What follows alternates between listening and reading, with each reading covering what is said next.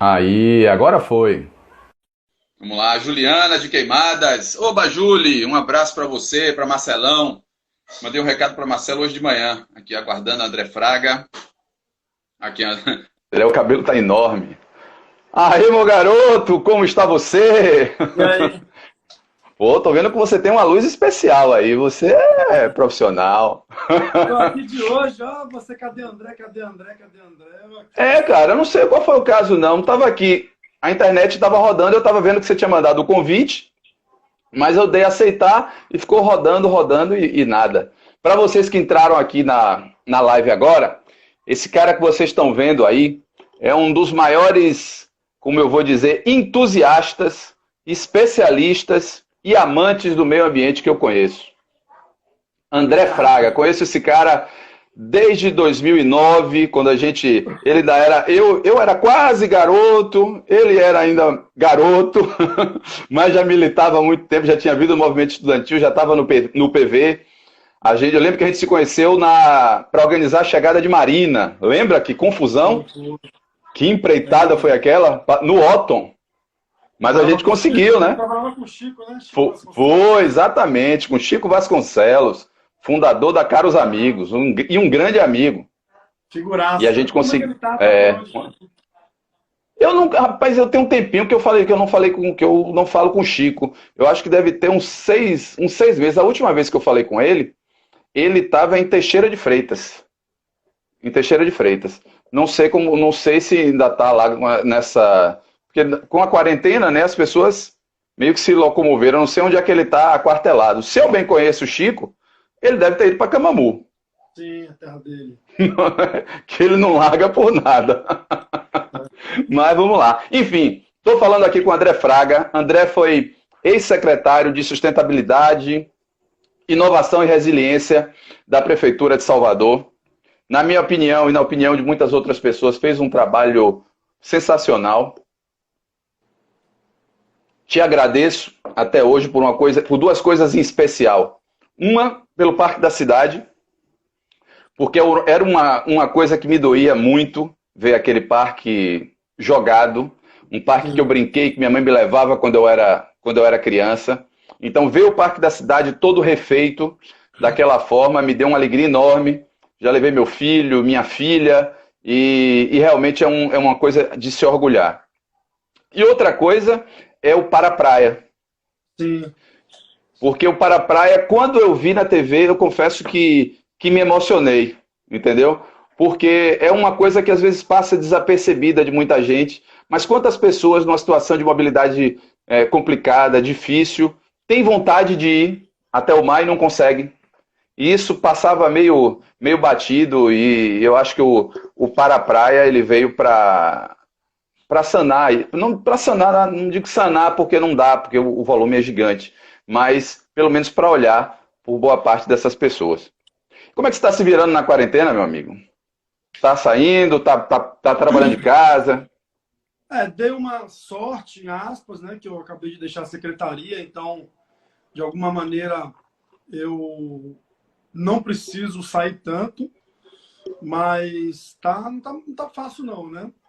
Óbvio que isso tá tem um pouco, né, um pouco do privilégio que a gente tem, de certa forma, né? Não tá aí passando tanto perrengue como muita gente, mas por outro Uhum. lado você tem esse desafio, né? E por outro lado você sabe que eu estou numa outra missão, então eu tinha feito todo um planejamento aí até outubro, então esse planejamento todo foi por água abaixo, como quase todo o planejamento que as pessoas fizeram, então a gente está tendo que repensar tudo. Mas estamos seguindo as orientações, né, científicas, ficando em casa, estudando um pouco, trabalhando bastante, né, tentando não pirar. De vez em quando um dia você acorda meio pirado, no outro dia você fica um pouco mais tranquilo, mas faz Exato. parte. Mas eu queria. Essa coisa que você falou aí, Marcelo, do Parque Ah, da Cidade, é algo que é muito interessante, porque veja, quando a gente chegou na prefeitura em 2013, o Parque da Cidade era meio que uma faixa de gás, assim, né? Ninguém tinha coragem de ir. Quem morava na Pituba, ali do outro lado, tinha medo, porque de alguma maneira não tinha segurança, né? Quem morava na Santa Cruz não ia porque tinha um muro, então a mensagem que se passava para as pessoas era: tem um muro, não é de vocês, então o espaço ficava meio ali como um espaço marginal, abandonado e tal.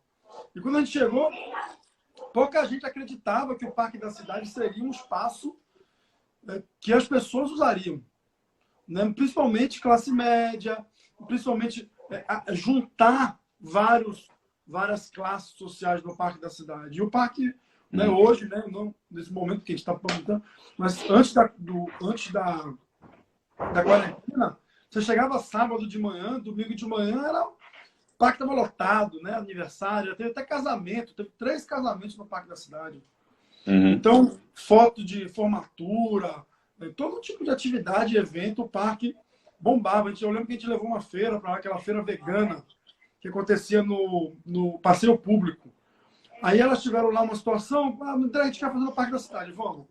Eu falei: André, às 14 horas já tinha acabado todo o estoque de todo mundo. Né? Coisa que acontecia lá para 17. Então, por quê? Porque o parque é muito ocupado. E mostrar que isso é possível, né?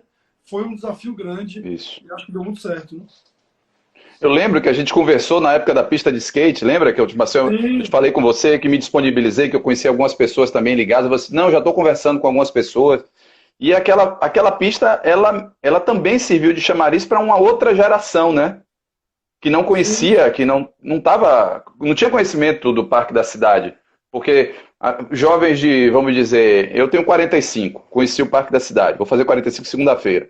Mas, por exemplo, jovens de, sei lá, 18, 20 anos, muita gente nunca tinha ido no Parque da Cidade, não é?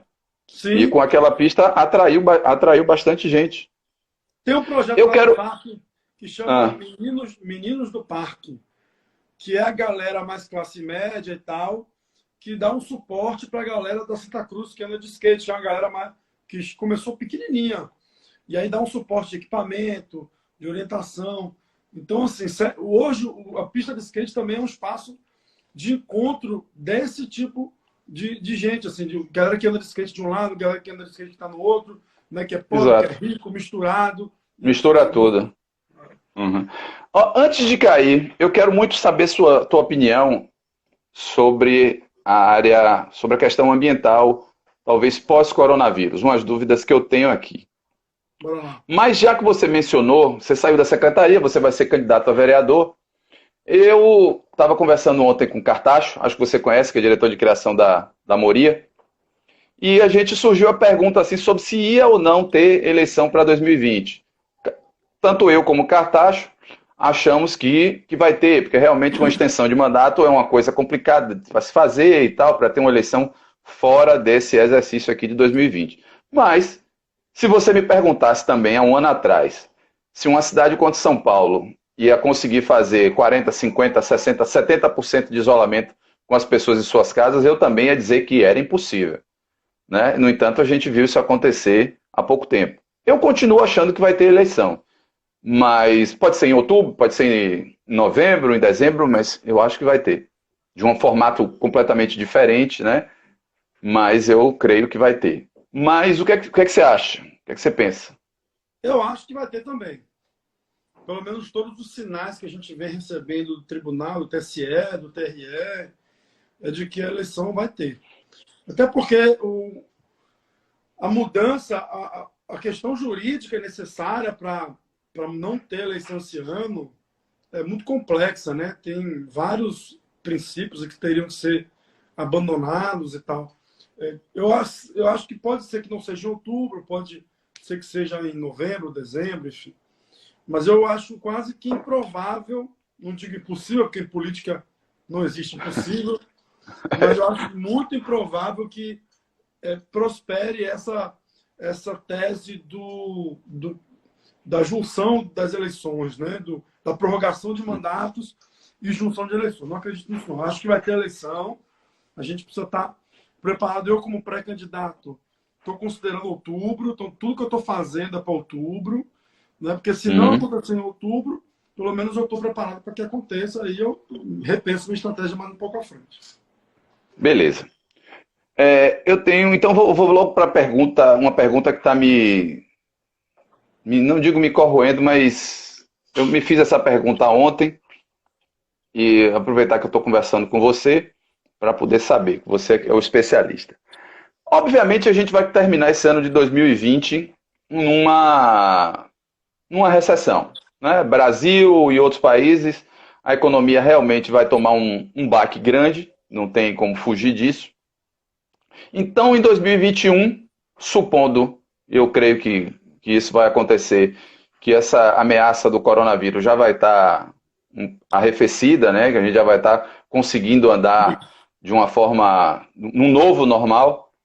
Então, supondo que isso aconteça, eu penso o seguinte: será que os governantes, os caras que estão aí rodando a engrenagem, não vão querer acelerar esse processo de retomada e, com isso, algumas preocupações com questões ambientais podem ser deixadas de lado? Conquistas que você, principalmente, que milita na área, como emissão de gases e tal, podem ser um pouco deixadas de lado em nome dessa retomada da economia. E se isso acontecer, como é que você pensa que a sociedade pode reagir ou tentar frear isso? Eu acho que isso pode acontecer. Se a gente pegar o exemplo da crise econômica de 2008, foi exatamente isso que aconteceu. Óbvio que são crises relativamente distintas, né? Porque a crise de 2008 ela começou no mercado financeiro, etc. Essa crise atual ela parte de uma crise de saúde e que tem, né, uma crise agora econômica. Veja, a Europa, por exemplo, nesse momento está discutindo que todo o plano de retomada do crescimento deve ser feito considerando essa economia de baixo carbono. Investimento em setores de sustentabilidade e tal, que você, inclusive, consegue acelerar esse processo. Eu acho que a gente precisa entender isso como uma oportunidade. O André, vai acontecer? Não sei. Depende, né? Se a gente for esperar desse presidente que está aí, não vai acontecer. Né? Se for esperar de alguns outros líderes que a gente conhece no mundo, também não vai acontecer. Agora, existem líderes que são mais diríamos que mais atentos aos novos tempos. Porque não é assim, simplesmente gostar do assunto. Na verdade, esse é o grande tema. Não haverá desenvolvimento se a gente não fizer essa transição. O petróleo, a matriz energética do petróleo, enfim, dos combustíveis fósseis é uma matriz ultrapassada. Se a gente não... Quem percebeu isso tem um grande diferencial nessa nova economia. Então, você pega a própria China, por exemplo. A China hoje, né, investe em grande escala em produção de veículos elétricos, de painéis fotovoltaicos, etc. Então, é possível de acontecer isso? Eu acho que é o mais provável que aconteça de fato. Mas eu acho que a gente precisa, nós, enquanto cidadãos, o que eu acho que você perguntou? O que a gente pode fazer?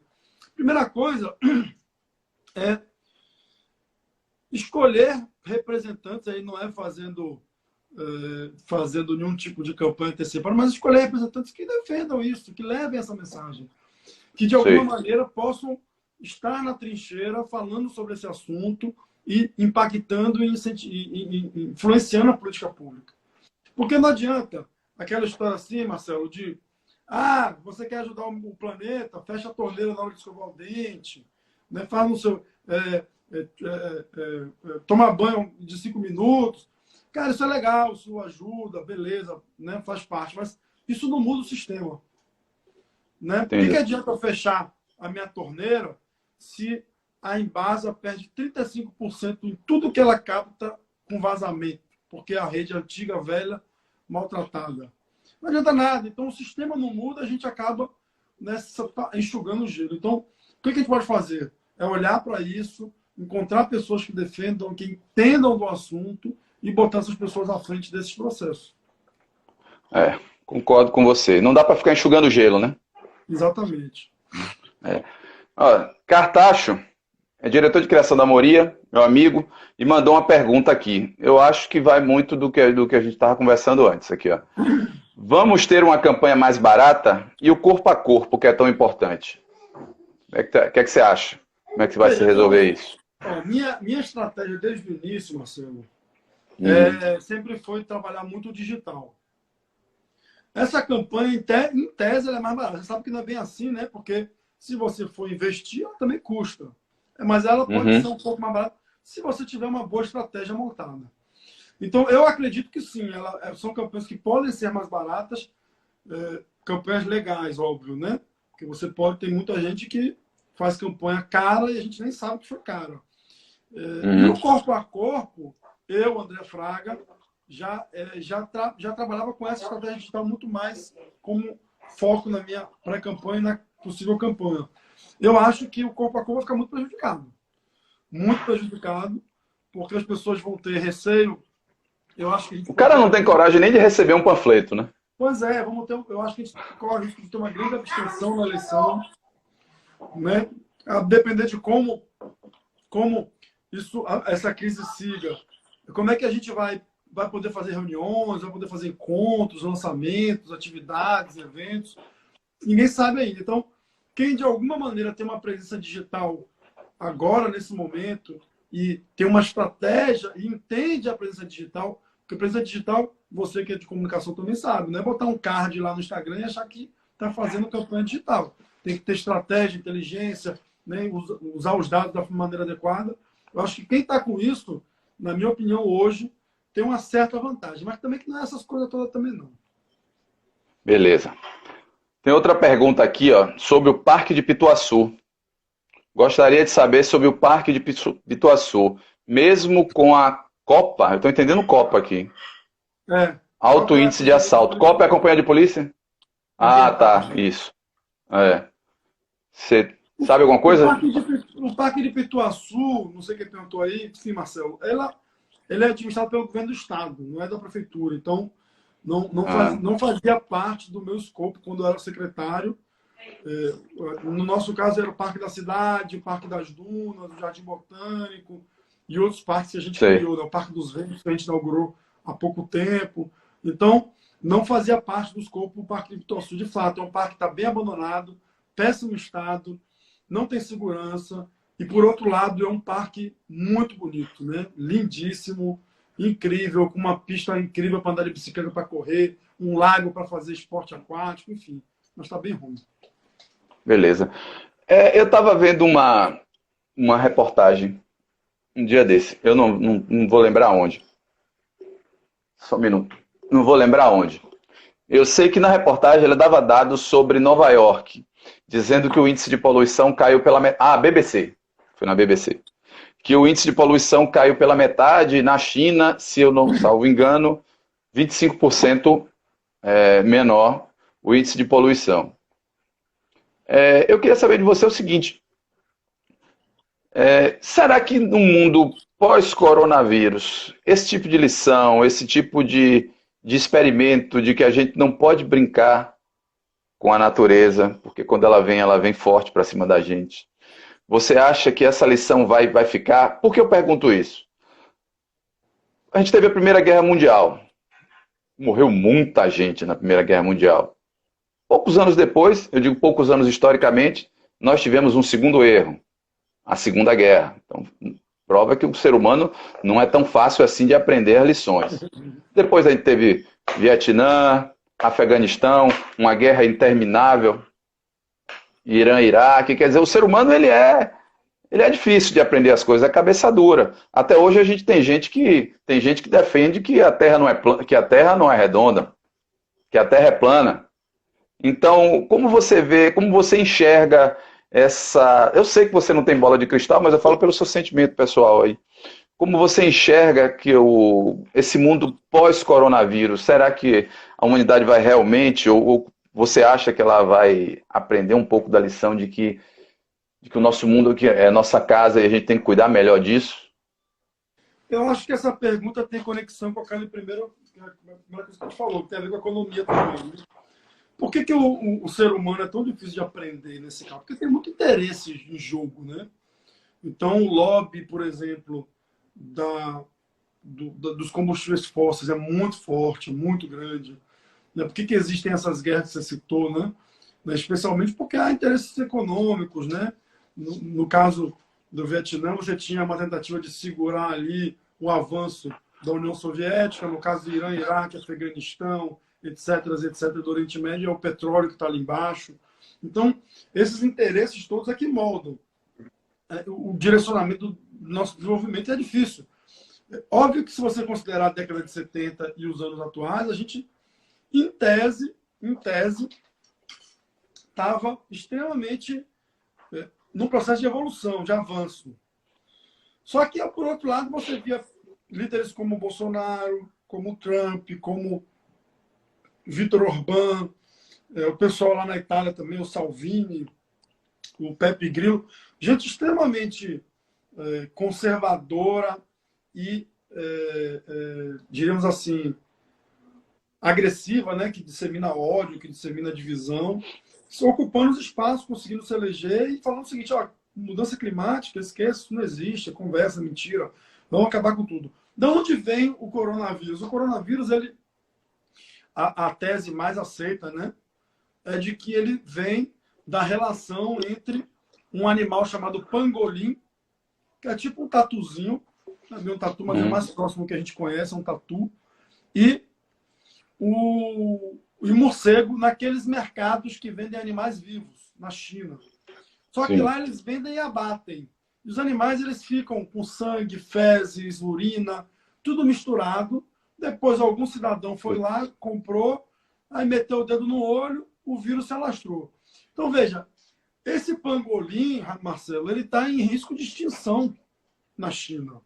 Só que houve todo um lobby por trás disso, todo um lobby que fez com que permitisse a caça e a venda do pangolim. Então, o pangolim fala muito sobre esse momento, né? Então, os ambientes mais selvagens, os animais ainda silvestres, sendo, né? Se você pegar todos os vírus, da gripe, HN1, ebola, todos eles vêm da nossa relação com os animais. Todos eles vêm da relação com os animais, todos. Então, eu acho que sim, por um lado nós vamos ter uma galera aí diferente quando sair da pandemia, diferente, melhorando.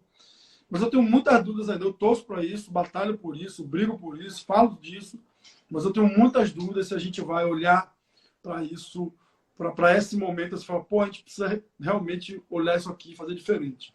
Vamos precisar de bons líderes, e acho que isso está em falta no mundo hoje. Né? Um bom líder, um cara, uma mulher que lidere, olha assim, ó, vamos carregar isso aqui junto. E, enfim, mas a esperança é a última que morre, né? Eu compartilho com você essa mesma visão. Eu quero crer que a gente vai aprender, né? Ou que boa parte do mundo vai aprender, mas não tem bola de cristal, não dá para saber. Enquanto está doendo, a gente não esquece. Mas depois que passa, a gente já viu isso acontecer algumas vezes, as pessoas às vezes incorrem nos mesmos erros. Exatamente. Agora, saindo um pouco da seara do meio ambiente, você foi secretário de Sustentabilidade, Inovação e Resiliência, não é? Isso. E vamos tratar um pouco de inovação. Eu li recentemente, eu vi um Roda Viva com um cara chamado, o primeiro nome dele é complicado, o segundo eu lembro que é Harari, é Yuval Harari. Yuval Harari. E ele disse uma frase que para mim foi uma frase forte. Ele falou: quanto maior a potência da ciência, menor a potência da razão. Aí uma repórter questionou ele sobre isso. Mas aí ele explicou que ele não estava em nenhum momento dizendo que a razão se contrapõe à ciência, entendeu? O que ele quis dizer é que quanto mais o homem tem domínio da ciência, de ferramentas que levam a ele usou essa expressão de ficar mais perto de Deus, ele tende a usar isso de forma errada. E ele deu o exemplo da bomba atômica. O homem conseguiu mexer no átomo, ele podia ter usado aquilo ali para outras formas, geração de energias, podia solucionar o problema de nações inteiras, mas preferiu centrar esforços na construção de uma bomba que pode matar milhões de pessoas, e até hoje a gente vê essa corrida armamentista por aí afora. Então, eu queria saber de vocês sobre isso, sobre inteligência artificial, uso de dados indevidos por governos e tal. Até que ponto isso te preocupa ou não? Porque para Yuval isso é um caminho quase que sem volta e a gente tem que se cuidar, porque a qualquer momento você vai estar passando na rua, alguém vai estar fazendo sua leitura, já vai estar sabendo o número do seu seguro social, se você está com febre, se você não está. E o que é que você acha? Eu compartilho, né? Eu tenho lido até alguns. Eu estou até com o livro dele aqui. Um dos Aí, ó. livros dele aqui. Aí, ó. Bati certo, tá vendo? Ele traz boas reflexões, né? Para a gente que trabalha com essa agenda. Eu estou lendo outros três. Quer dizer, eu estou lendo outro. Eu acabei de ler um outro livro que é muito bom, principalmente para cartaz, se tiver aí online ainda, ó, sobre eleição. Diz o nome aí porque está aparecido. Aparece invertido na Os tela. Engenheiros do Caos. Engenheiros do Caos. Fala Qual o autor? Hã? O autor. O autor é Giuliano da Impoli. É um italiano. Beleza. Eu estou lendo esse aqui também. Manipulados. Brittany Kaiser. E tem esse aqui, que eu estou lendo nesse momento, que é Como o Bolsonaro se elegeu. O que esses três livros têm em comum? Por que eu falei sobre eles ainda depois da sua pergunta? Porque os três mostram como o uso de dados em massa, que a gente chama de Big Data, né? Big Data. Big Data. Uhum. E como o uso desse uso em massa de dados está influenciando as eleições, está distribuindo ódio, está dividindo países e está fazendo com que essas pessoas ocupem esses espaços dessa maneira. Então, o primeiro, esse livro aqui, eu já li esse daqui, o Manipulados eu vou ler ainda, porque eu estou lendo de Bolsonaro. Ele diz exatamente isso, ele mostra esse exemplo nos Estados Unidos, na Itália e na Hungria. Os três países que ele descreve mais em detalhes. A Hungria é um caos. Aqui, você vai ver que é igualzinho o que está acontecendo no Brasil. Eles usam os dados, eles pegam a quantidade de dados que hoje você tem acesso, por vários motivos, de várias formas. Alguns coletam, outros, no caso dos Estados Unidos, o Facebook acabou abrindo, né? Eles para ter acesso. Na Hungria, o cara lá conseguiu também estruturar toda uma rede e faz com que, acredite, as pessoas acabam se unindo pelo extremo e não pelo meio. Isso. Geralmente exatamente isso. Né? Antigamente, exatamente isso. Que o cara que queria ser prefeito, presidente, ele tinha que ter um discurso moderado, né, para pegar o meio do caminho. Agora não. Agora ele fala assim, ó, Marcelo Caetano gosta de poesia, de música, de forró, não sei das coisas. Então ele manda a mensagem para Marcelo, na cabeça de Marcelo. Mas ele manda também a mensagem para André, que já é roqueiro. Então, ele consegue falar com esses dois públicos, sem esses dois públicos saberem que ele está falando, e às vezes mensagens distintas para os dois públicos. E muitas vezes eles promovem a divisão para que a dividindo eles consigam conquistar. Então, conquista. O que o Harari fala também é o seguinte: quando esses caras entram no poder, eles aí passam a ter acesso a muitos dados. Se você pegar o caso da Hungria, ele é sintomático. Os caras lá hoje, ele domina, ele tem o acesso à informação, ele controla a opinião pública, mas ele controla o acesso direto à informação das pessoas. E aí isso se transforma numa democracia controlada completamente. Eu tenho muito receio disso.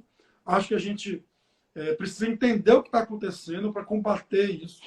Eu tenho estudado muito isso, Marcelo, para tentar usar parte dessa estratégia, né, com foco positivo. Acho que é isso que eu tenho buscado fazer, mas eu tenho muito receio disso. Né? Acho que o Harari ele fala muito disso, né, do Big Brother. Eu estive na China no passado, e na China não tem um lugar que não tenha câmera, não tem um lugar que você não seja controlado, não tem um lugar. Então você olha assim, meu Deus do céu. Então é algo que realmente a gente precisa ficar muito atento. Hoje, por exemplo, eu não dou mais meu CPF nas farmácias. Não? Não. Por quê? O que você acha que ele faz com aquele seu CPF ali? Eu acredito que ele cruza dados, né? Do que eu Pra compro. É quê? por isso que. Hã? Pra quê? Para saber minhas preferências de tudo. Eu E acredito que é aí? para isso. Depois ele pega esse dado seu e vende, ele pode vender Pois para... é a questão da segurança de dados. Eu tenho uma amiga chamada Ana Paula, que é advogada, que já falou sobre esse tema. E que muita gente pensa que é obrigado, né? Que é obrigatório. Até é bom você levantar essa questão. Você dá o seu CPF. Eu dou por, não sei, por comodidade ou Geralmente eles dão um desconto para por quem dá o hábito. CPF. É. Mas se eu quiser não dar o CPF, como você vai ser atendido da mesma forma, né? Obviamente você não vai ter acesso a alguns descontos, como você Já tem falou. aí, Marcelo, já tem uma investigação de que algumas redes de farmácia estavam vendendo os dados para operadoras de plano de saúde.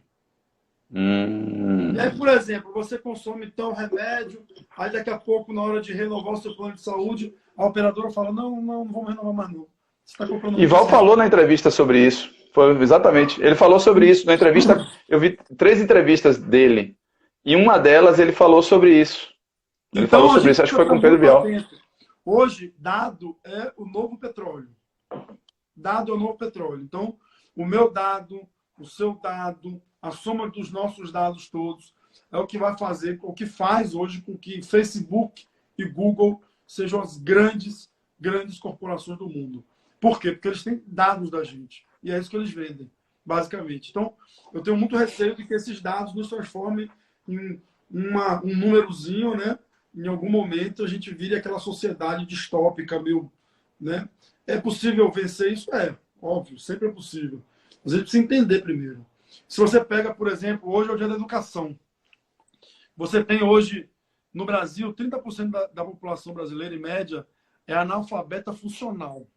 O que significa dizer isso? Significa dizer que a informação que esse analfabeto funcional recebe no Facebook, ele acha que é verdade.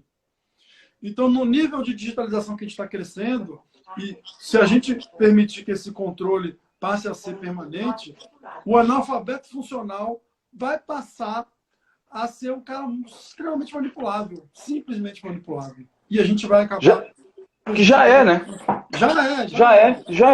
Já é. Porque se você reparar bem, às vezes o cara ele não tem energia elétrica em casa.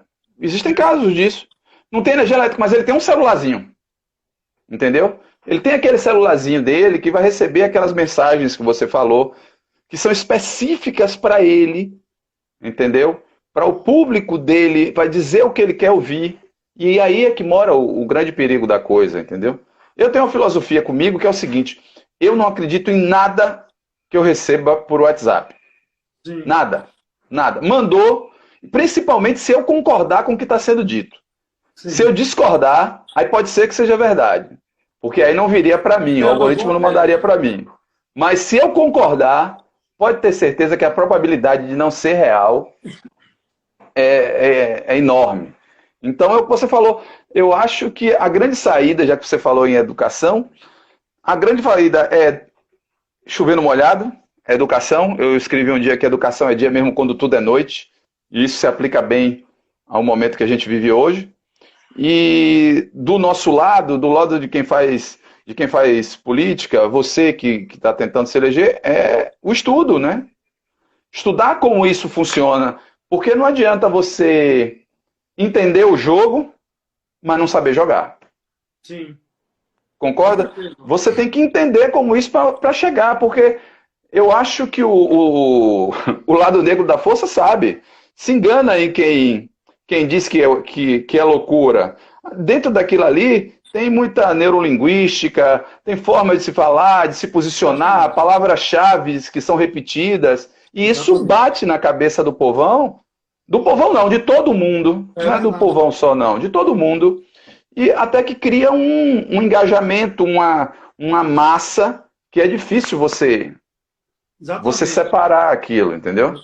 Você falou tudo então, aí, esse discurso de que é maluco, é doido, não tem nada disso, é tudo bem planejadinho, tudo bem estruturado. Né? Esses livros que eu falei aqui, acho que quem gosta desse tema vale a pena, né? A galera está entregando rápido aí, dá para ler na quarentena. São livros pequenos e bem leves, inclusive. Mas eles eles mostram exatamente isso. Não tem nada de loucura nesse negócio. É tudo muito bem pensado. E a gente... O que acontece que eu vejo, Marcelo? A maior parte das pessoas, do meio político, inclusive, dos órgãos de controle, do judiciário, não entendem o que está acontecendo ainda. Não perceberam. Entendeu? Acha que é uma fake news só, acha que é uma loucura ali. Não é. A gente precisa entender, só como você falou, precisa entender para, a partir do momento que eu entendo, eu posso montar minha estratégia para fazer o combate. Porque se eu não entender, eu não vou conseguir, eu vou ficar perdido nesse meio. Exato. Tem que conhecer o inimigo, né? Exatamente. É isso aí. Ó, já recebi um puxão de orelha aqui, ó. Qual foi? Marta, eu faço marketing com dados. Até as peças de comunicação são pensadas assim. As vendas são feitas a partir de dados. A gente não está aqui, a gente não está demonizando o uso de dados. A gente está demonizando o uso errado, não é? O mau caratismo com os dados, né? Porque esse formato ele foi pensado justamente para fazer negócio, para marketing, para publicidade, para vendas. Foi para isso que o Facebook pensou. Só que hoje isso é usado para fazer política de uma maneira ilegal em alguns casos, né? Ilegal, para não dizer imoral e antiética. Então, se você pegar, por exemplo, a forma como... Tem um caso na Nicarágua, se eu não me engano. Na Nicarágua, um grupo político ia disputar a eleição e está há muito tempo no poder já. E aquele grupo bem conservador. E ele só ganharia de novo a eleição se um outro grupo, que é mais local, uma galera, inclusive afrodescendente, não fosse votar. O que a empresa fez? A empresa montou uma campanha que conseguiu viralizar na internet, incentivando as pessoas a não votarem nesse dia. Ou seja, aquele grupo deixou de ser representado na política, enquanto o outro grupo passou a ocupar os espaços para depois atuar de maneira, inclusive, prejudicando o outro grupo. Então, assim, essa forma de fazer, de dividir, de promover o ódio, a desavença, a diferença, que é uma forma equivocada que eu, particularmente, acho que não deveria acontecer. Né? É o velho dividir para conquistar, né? De vez em quando, né? Que a história ensina. Agora, ainda nesse gancho da inovação, como é que você vê, como é que você acha que Salvador está posicionada disso? Eu vejo que você, de vez em quando, posta algumas coisas do Laje Talks e tal. Como é que Salvador está posicionada assim, nesse campo da inovação, de startups, de fomento a esses jovens empreendedores do mundo digital? Salvador, tem um panorama aí? Salvador, até o início de 2017, a gente não tinha uma política pública municipal para isso, né? Então, quando o prefeito Assemineto ele foi reeleito em 2016, ele pegou a secretaria da gente e adicionou esse tema da inovação. A gente fez um benchmark aí, deu uma rodada no Brasil, e quase nenhuma prefeitura tem política pública. Geralmente é uma política pública muito que a gente chama do ecossistema. O que é o ecossistema? São todos os atores, né? Você tem o setor privado, o poder público, a academia, as startups, incubadoras e aceleradoras e por aí vai. Então, em Salvador, você já tinha um ecossistema funcionando. Você tem aqui o Senai Cimatec, que é um grande espaço de inovação. Você tem o Sebrae, que é um grande ator do ecossistema. Você já tinha grandes startups aqui no Salvador, que é a Sanar, Jus Brasil. São startups grandes hoje, que arrecadam muita grana em investimentos e tal. E você tinha um ecossistema já rodando, né? Só que, querendo ou não, o poder público ele ajuda muito a catalisar isso, a acelerar, né? Então, quando a gente entrou dialogando com todo mundo, construindo parcerias. A gente lançou alguns editais de inovação, aceleramos 20 startups, desenvolvemos... A prefeitura fez o Hub, né? O Colabore, com 2 espaços, um no Parque da Cidade e outro no comércio. Uma série de atividades, eventos. Foram mais de 10 mil pessoas impactadas pelos eventos da prefeitura. Isso fez com que em 2 anos Salvador saísse da 18ª posição para a 8ª posição em número de startups no Brasil. E a gente é a primeira do Norte e Nordeste hoje, em número de startups. Isso é muito interessante porque Salvador não é polo econômico, né? Salvador tinha deixado de ser a grande referência do Nordeste, a gente tinha perdido essa referência para Recife e um pouco para Fortaleza também. Mas a gente passou a recuperar isso. Tanto que Recife tem lá o Porto Digital. César. O César, né? César, o Porto Digital, que é a grande referência de inovação do Brasil. Mas em um ou outro indicador a gente já está passando eles, porque eles também se perderam um pouco na estratégia nos últimos anos nessa região. Né? Conversando com atores de lá, eles me falaram isso. Então, Salvador hoje é uma cidade que está investindo muito. A gente lançou a Política Municipal de Inovação para reduzir aí o imposto para essa galera também da inovação, da tecnologia. E aí a gente foi meio que parado também por conta dessa crise. Acredito muito nessa agenda em Salvador. A gente tem muitas condições de avançar muito. Que ótimo, que bom. Boa notícia. Tem muita coisa que a gente... O que eu estou te perguntando? Eu estou aproveitando sua presença aqui para perguntar isso. Eu sei que você...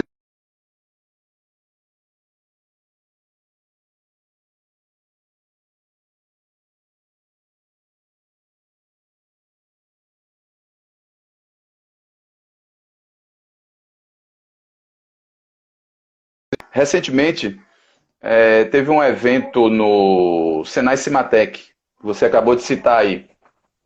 Eu nunca tinha entrado no Senai Cimatec. Eu fui chamado para abrir o Agenda Bahia. Uma poesia, né? Eu nunca tinha entrado. Eu fiquei impressionado. Eu não sabia que era daquele vulto, que era daquele tamanho, entendeu? E eu precisei ir para um evento para poder ir lá e começar a conversar, para saber exatamente o que era o Senai Cimatec. Agora, saindo um pouco da parte de inovação, eu queria dividir com você um sentimento primeiro de agradecimento, né? Por você estar aqui. E porque eu acho que são ações como essa que podem devagarzinho ir mudando as coisas, não é? Parece pequeno, aqui estava com 30 pessoas vendo a gente, mas essas 30 pessoas, uma coisa que a gente fale pode reverberar para 60, dessas 60 reverbera para 90. No momento que a gente está hoje, não existe pequenas ações. Pequena ação e é uma grande ação. Eu estava assistindo o BATV, eu acho, há 2 semanas atrás. Aí tinha uma reportagem que era numa padaria. O cara da padaria, acho que foi aqui na Federação, ele colocou uma cesta de pães e tinha assim, ó, se não pode comprar, pode levar. Na hora da reportagem, aí entrou uma senhorinha, pegou um saco, colocou 4 pães e estava saindo. No momento aí a repórter falou com ela, minha senhora, esses 4 pães vão fazer diferença para a senhora? Sabe o que foi que ela disse? Minha filha, não sei se foi André Silva ou Adriana Oliveira. Ela disse, minha filha, esses 4 pães aqui são a minha refeição de hoje, da minha casa. 4 pães, cacetinho, pão francês. Bicho, eu digo a você, na hora eu chorei. Porque a gente fica imaginando, eu já vi algumas pessoas falando, todos estamos no mesmo bar. Não estamos todos no mesmo bar, né?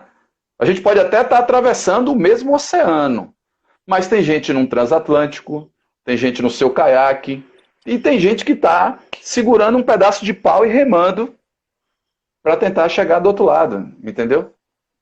Agora, onde é que eu quero chegar com isso?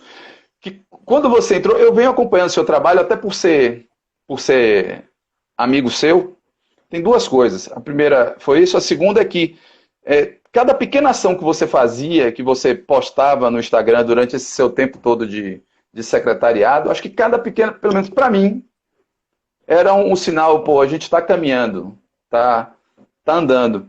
E eu acho que nesse momento agora de coronavírus, isso também vale, entendeu? Cada pequena ação que a gente fizer é uma grande ação, entendeu? Por isso eu quero te agradecer por estar dividindo esse conhecimento todo aqui sobre a área ambiental e de inovação com a gente, Entendeu? Com certeza. A- Diga aí, Diga. João. Apesar de você ser Botafogo. Botafoguense. De Eu não sei Botafoguinho, até assim. perguntar. Isso é muito interessante, porque assim, ó, eu nunca tinha feito live, certo? Na minha vida, antes do coronavírus. Quer dizer, eu só fazia Aham. live andando de bicicleta. E, e aí o meu pessoal da minha equipe tem que fazer, tá? A gente não pode mais encontrar as pessoas. Eu falei, vamos fazer. E assim, eu tinha um planejamento grande de vários eventos que eu ia fazer palestra, que já tinha sido convidado, etc. Se eu somasse tudo que eu ia fazer, eu ia reunir, sei lá, umas 1000 pessoas. Uhum. As lives que eu fiz nesse período, né, agora, que todo dia eu faço uma, tem dia que eu não faço, tem dia que eu faço hoje, eu fiz duas, né? Eu sempre somo no final, certo? Tô somando todo mundo que de alguma maneira entrou em algum momento da live. Eu já falei Aham. para 15 mil pessoas, de alguma forma. 15 mil pessoas entraram Sei. ali, olharam, viram, ou ficaram o tempo todo, ficaram. Em que momento eu conseguiria falar com 15 mil pessoas, né? É como você falou, é pouquinho aqui, um pouquinho ali, mas aí você já consegue, digamos assim, arrecadar mais uma pessoa para essa batalha, aí tem mais uma pessoa que passa a te conhecer, outra pessoa que já Exato. entende o que você está falando, que chama para o debate, e aí você vai crescendo, vai fazendo a coisa acontecer. Sem dúvida nenhuma, hoje eu acredito muito nisso.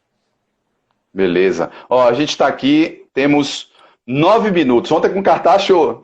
O tempo não deu. Então vamos aqui. Tem mais uma pergunta aqui, eu vou te mandar logo. Que eu ainda quero que você encerre com a poesia que você escolheu. Já separei Ó, aqui. Carol Souza, de Los Angeles. Ela mora em Los Angeles. É doutora aqui pela UFBA, ela e o marido. Estão num projeto lá em Los Angeles. Foi exatamente uma semana antes de fecharem tudo. Aqui, ó. Formação crítica que instrumentalize o indivíduo a pensar e um governo que acredite que a educação transforme a sociedade. Ela acho que ela está dizendo que é isso que a gente precisa. Sim. Então não é bem uma pergunta, é uma afirmação. É um comentário. Manda aí tua poesia para a gente fechar esse papo que a gente teve hoje. Eu separei duas poesias. Uma é de um cara que eu gosto pra cacete, que eu tenho todos os livros dele aqui em casa, praticamente, que é Mário Quintana. Né? Aí é peso pesado. Aqui eu tenho uns 10 livros dele, e eu curto muito, de vez em quando eu abro, dou uma relaxada, né? Uma refletida. Eu tenho os livros, eu sei que se você é assim, mas eu sempre marco o que eu gosto. Então, não sei se dá para ver que tá marcado, tá vendo? Eu faço isso também. Então eu abri ele, peguei uma marcação de uma das coisas que eu já tinha lido e tinha gostado, e aí vou ler ela aqui, que chama Raízes. O nome do livro é A Vaca e o Hipogrifo, de Mário Quintana, e o nome da poesia é Raízes. Quando colegial, como eu gostava do cheiro úmido das raízes dos vegetais. Porém, ao lado desse mundo natural, queriam fazer-me acreditar no mundo seco das raízes quadradas, que para mim tinham algo de incompreensíveis signos da linguagem marciana. Mas a tortura máxima eram as raízes cúbicas. Felizmente agora os robôs tomaram conta disso e de outras coisas parecidas com eles. Felizmente, não mais existe o meu velho professor de matemática. Senão ele morreria aos poucos de raiva e frustração por se ver sobrepujado, por me ver continuando a fazer coisas aparentemente insólitas porque não constam de currículos e compêndios. Porque agora, meu caro professor, agora o marciano sou eu mesmo. Eu gosto muito dele, ele é bom pra caralho. Rapaz, ele é bom demais, velho. Ele é bom demais. Tem a ver com inovação, né? Você viu, né? Claro, tem tudo a ver com inovação. E a que eu vou te dar de presente agora, e para todo mundo que está assistindo, também tem a ver com inovação. Tomara que dê tempo de eu chegar até o final. Bora. Antes de falar, eu quero logo te agradecer novamente, te agradecer muito pela presença, entendeu? Quero mandar um beijo também para Fernando Guerreiro, que não pôde estar com a gente aqui hoje, mas justíssimo, estava com dor, mas semana que vem ele vai estar aqui com a gente, se Deus quiser. Dia 4 é meu aniversário, eu acho que vai ser no dia 4 mesmo, na segunda-feira. Então vamos pular. Um agradecimento mais uma vez enorme para você e muito sucesso aí na sua caminhada. Valeu. Vamos lá, olha lá, vamos lá. O nome da poesia é Agenda. Digitalmente próximo dos compartilhamentos, analogicamente distante da igualdade. O mundo se atualiza, mas alguma falha de sistema continua bugando a humanidade. Ainda se morre de fome enquanto o povo pega a fila para comprar o seu iPhone. Ainda se acha no petróleo motivo para guerra, enquanto uma menina atravessa um oceano para dizer que esse combustível pode destruir o clima, acabar com a Terra. De ainda em ainda, a realidade mostra que algo precisa ser feito. Para o software desse mundão começar a rodar direito. A gente precisa dar uma reprogramada no juízo de muita gente, até que eles processem que a solução é respeitar, ouvir e aprender com o diferente. Não conheço nada mais singular do que o plural, quando o interesse de cada um se torna o interesse mundial. Quando comecei a matutar essa rima, empoderamento digital e inteligência artificial. Poesia popular, conversando com esse futuro que já está nos alcançando. A liga para tudo isso aparece exatamente na ciência de ser humano. Para sorte de nosso amanhã, muitas pessoas responsavelmente continuam buscando inovação, qualificação, sustentabilidade. Tudo isso conectado para uma agenda positiva e de verdade. Não existe nada mais atual do que repensar modelos, hábitos e tecnologias. Futuro agora para um mundo muito mais igual algum dia. É isso aí. Aê, show de bola. Valeu, Andrezão. Muito obrigado. Obrigado a todos que acompanharam nosso bate-papo, né? Nossa live, que agora estão chamando de live. É o bate-papo digital. Amanhã eu vou estar aqui com um super forrozeiro, embaixador da cultura nordestina pelo mundo todo, se chama Del Feliz. Quero mandar um abraço para ele. Conto com sua presença amanhã também, aqui assistindo a gente. Vai ter música, história, como é que está esse mercado do forró agora que está paralisado, tem gente aí que está passando dificuldade. Então amanhã a gente vai discutir sobre tudo isso, amanhã, 8 da noite. Beleza? Valeu, André. Obrigado a todos. E amanhã tem mais, além da letra, se Deus quiser. Beijo.